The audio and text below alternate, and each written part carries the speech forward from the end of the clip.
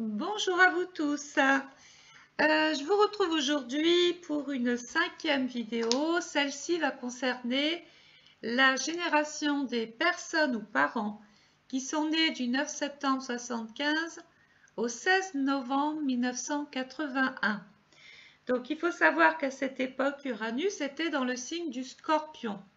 Et comme je l'ai fait dans les vidéos précédentes, j'ai évidemment cherché des points forts pendant cette époque-là qui pourrait éventuellement être reliée au Scorpion, voir dans quelle ambiance vos parents ont évolué avec un contexte de société, avec tout ça, avec un bagage. Vous avez été élevé par ces parents-là qui vous ont certainement inculqué aussi des valeurs de société par rapport à ce qu'ils vivaient. Donc, bien sûr, on va parler d'Uranus. Alors, vos parents et vous aujourd'hui, Uranus était dans le signe du Scorpion, il était en exaltation. Il se retrouve cependant opposé à Uranus en 2020, en Taureau. Nous savons qu'Uranus dans le Taureau est en chute, pour ceux qui me suivent. Vous avez donc aujourd'hui entre 39 et 45 ans. Vous êtes né pendant la période que je vous ai dit, 9 septembre 1975 au 16 novembre 1981. Mon travail par la suite, on va brièvement aborder les points importants pour faire remonter les énergies de l'époque, voir ce que vos parents ont vécu. Et puis par la suite, je vais passer Uranus dans tous les secteurs du thème. Bien évidemment, je vais faire ce que je n'ai pas fait ou ce que je ne propose pas dans les autres vidéos. Je vais aborder les aspects que Uranus va avoir cette année en passant dans plusieurs secteurs. Si vous voulez savoir où se trouve votre planète, ça ne peut se faire qu'en commandant votre étude astrale personnalisée. Là, je pars sur un travail général. Bon, ceux qui sont un petit peu adeptes de l'astrologie arriveront aisément à monter leur évolution solaire 2020 et à trouver où se trouve Uranus. Pour les autres, il faudra vous faire aider ou, je vous l'ai dit, commander votre étude. Alors, j'ai appelé cette génération la génération mal-être. Et donc, on va comprendre pourquoi. On voit que c'est un pays qui commence à être en division. Alors, attendez, je reprends mon petit travail ici. Et non, bien sûr, je ne l'ai plus. Alors, 1974-82. Donc, pourquoi mal-être On voit une croissance faible et une forte hausse des prix qui commence d'ailleurs à affaiblir les foyers. Et d'ailleurs, on va essayer de corriger au fur et à mesure. Excusez-moi des fautes d'orthographe, mais j'ai beau me relire, je ne vais pas me... Voilà, il n'y a qu'en faisant relire ça à quelqu'un d'autre que je pourrais éventuellement trouver les erreurs, mais bon. Donc, on est dans une croissance faible et une forte hausse des prix qui commence à affaiblir les foyers par une hausse de chômage. On constate alors ici des licenciements, la montée inexorable du chômage encore, l'aggravation des déficits, le déficit des comptes publics qui s'est dégradé au fur et à mesure qu'augmentent les dépenses d'indemnisation du chômage, de santé et de paiement des retraites. Ça va vous parler parce que regardez comme ça remonte aujourd'hui. Dans une population, écoutez bien, vieillissante, où l'on vit de plus en plus longtemps. Le déficit budgétaire a contraint l'État à emprunter et s'endetter, tandis que le trou de la sécurité sociale se creusait. Donc là, on commence à creuser, on commence un petit peu à rendre malade notre société. La dépréciation de la monnaie apparaît. Les difficultés de l'économie ont contribué à affaiblir le franc, qui s'est donc dévalorisé d'un tiers par rapport aux marques, sans pour autant la France ait cessé d'être déficitaire dans son commerce avec l'Allemagne. Donc des choix difficiles, une politique hésitante et fluctuante. Après l'élection de François Mitterrand, la lutte contre le chômage est redevenue une priorité. Avec la création effectivement d'emplois publics, augmentation du nombre de fonctionnaires et la relance de l'activité par la consommation populaire grâce à une revalorisation des salaires et des prestations sociales. On va se dire, normalement, il a fait un bon truc, ça devrait aller. Ben, c'est pas fini. Écoutez bien comme ça a des répercussions sur notre année 2020. Du baby boom, on passe au papy boom. Ça veut dire que les générations nombreuses d'après-guerre a vu donc la vague de naissance post-seconde guerre mondiale qui a commencé en France en 1942, commence à produire un effet papy boom.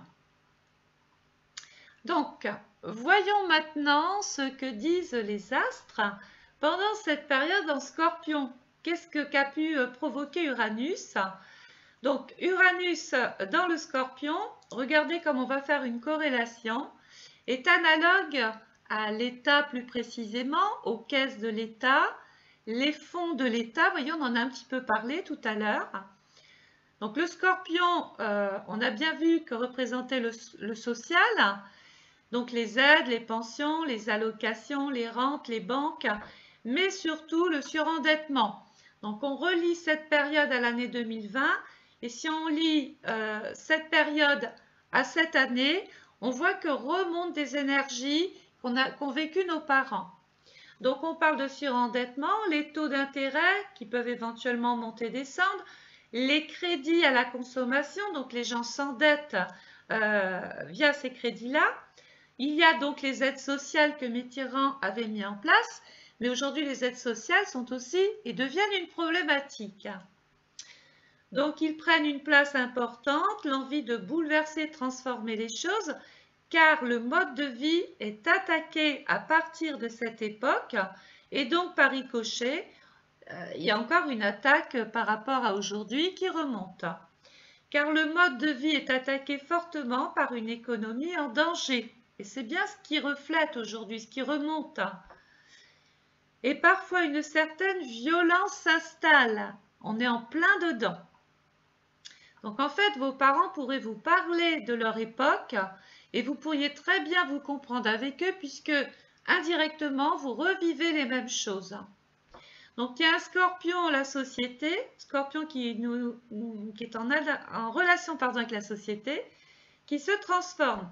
Les consciences individuelles changent, la prise de conscience générale s'installe, le peuple commence à souffrir dans le Scorpion car l'endettement dans certains foyers s'installe à table.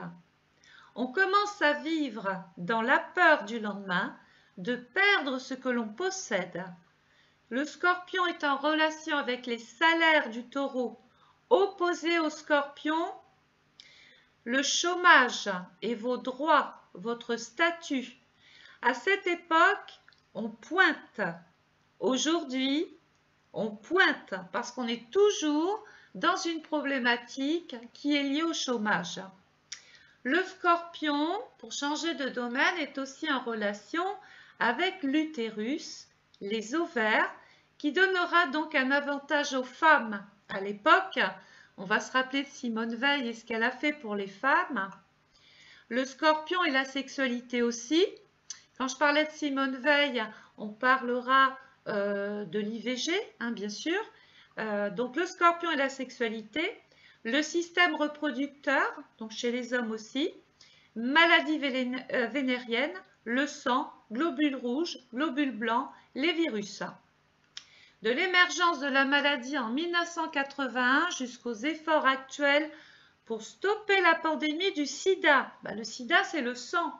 Le Scorpion a marqué l'histoire. Alors, on a l'impression que ça a commencé en 1981, mais en fait, on sait aujourd'hui que cette maladie a commencé en 1908. Est apparue en 1908 au Congo. Donc 20 ans plus tôt, alors qu'on avait dit c'est 1981. En 1981, première alerte. On ignore alors tout de cette maladie qui n'a pas encore de nom. On l'attribue aux homosexuels, aux héroïmo. Je savais que j'allais pas y arriver. héroïnomane, aux hémophiles. Le Scorpion forme un axe avec le Taureau. Le monde du travail passe par un vrai changement. Rien ne sera plus comme avant. Ici, on commence à en faire les frais. On ne travaille plus pour bien vivre. On commence à travailler pour survivre. Voilà de quoi un petit peu on hérite. Alors, je vais maintenant aborder Uranus dans le thème. Donc, je vais pour la première fois aborder les aspects très peu, voire pas du tout soulevés dans mes vidéos, car évidemment, ça demanderait 1 heure en plus. Et je vois que déjà 1 heure de vidéo sur le plan astral, c'est pas mal. Si je rajoute les aspects, ça va alourdir tout ça et je vais vous perdre. Donc, je les ai survolés ici pour chacun. Donc, néanmoins, si vous êtes né entre 1975 et 1981, ou êtes les enfants des parents nés à cette époque, cette vidéo vous concerne. Vous serez donc plus concerné par ce travail général, ne travaillant pas avec votre propre étude astrale. Vous l'avez bien compris, on considère donc que c'est une interprétation générale. Donc, bonjour! Donc comme les vidéos précédentes, même travail. Le but c'est de savoir où se trouve Uranus cette année 2020 dans votre thème.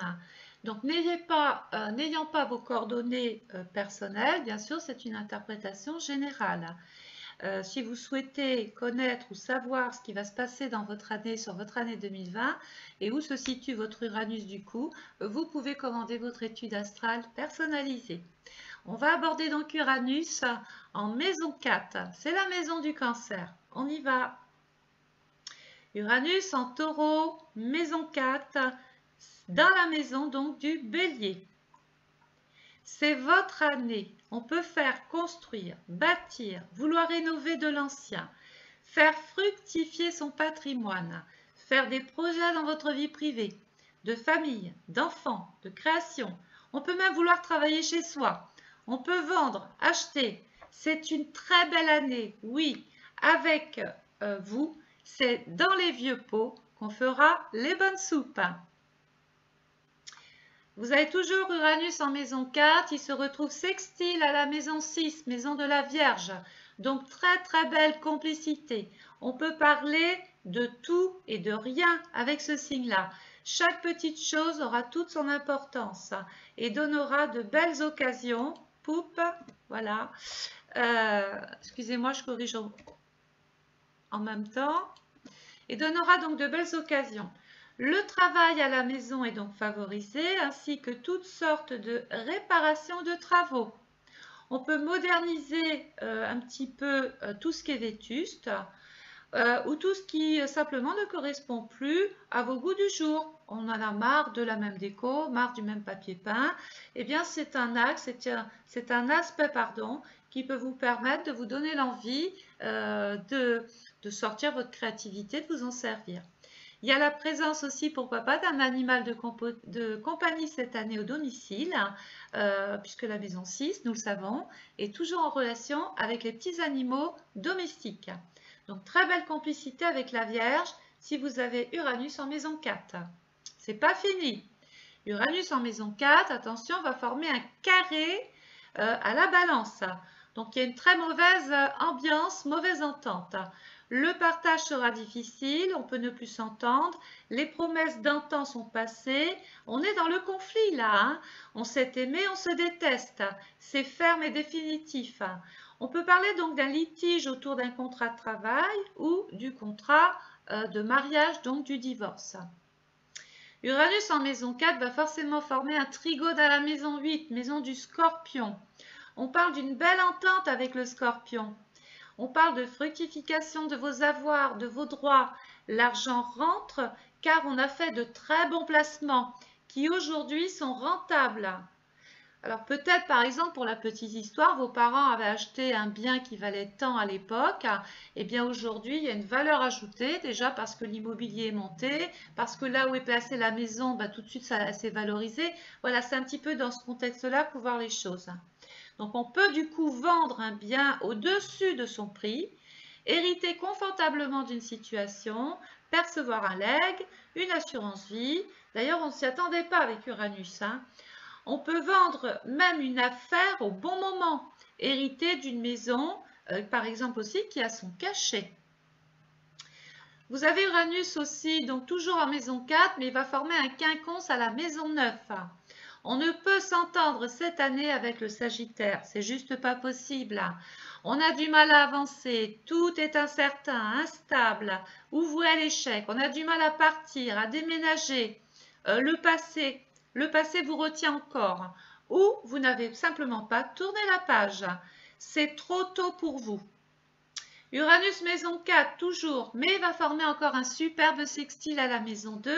Et là, on retombe sur une très belle harmonie, une belle entente avec le taureau. Vous pouvez changer d'emploi, faire fructifier enfin vos connaissances, vous investir complètement car tout sera rentable pour vous. L'argent ne sera plus un problème pour vous car vous avez de la réserve et pouvez compter dessus au sens propre comme au sens figuré bien sûr. Les activités ou le travail en famille est grandement favorisé et conseillé. Excusez-moi. Uranus toujours dans la maison 4, mais là il se retrouve encore carré à la maison 1. On ne pourra pas s'entendre avec le bélier, trop sûr de lui, trop impulsif à votre goût. Tout votre passé est en train de partir dans tous les sens.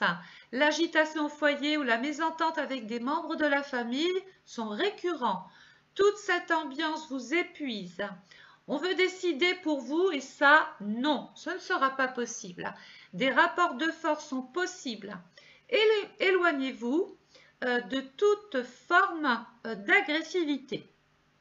Donc, on a compris que là, Uranus en maison 4, c'est à vous que je parle. Vous risquez de ne pas trop vous entendre avec le bélier cette année. On voit un petit peu pourquoi. Uranus en maison 4, toujours, va former. Ben oui, parce que sur une carte du ciel, il n'y a pas qu'un aspect, il y en a plusieurs. Donc là, je suis simplement en train de vous dire ce qui va bien marcher et ce qu'il va plutôt falloir éviter avec, par exemple, le carré, avec l'opposition, avec, j'en oublie certains, avec le quinconce aussi, pourquoi pas. Il y a la conjonction, mais la conjonction, je ne vais pas développer non plus, hein, parce que ça peut être ou tout blanc ou tout noir. Il faut développer le thème pour voir si cette conjonction peut se traduire favorablement ou pas. Donc, Uranus en maison 4, Trigone maison 12. Merveilleuse complicité avec le poisson. Un peu de rêve dans ce monde de brut. Vous ne serez bien que chez vous ou avec votre famille. C'est là que vous trouverez un havre de paix intérieure.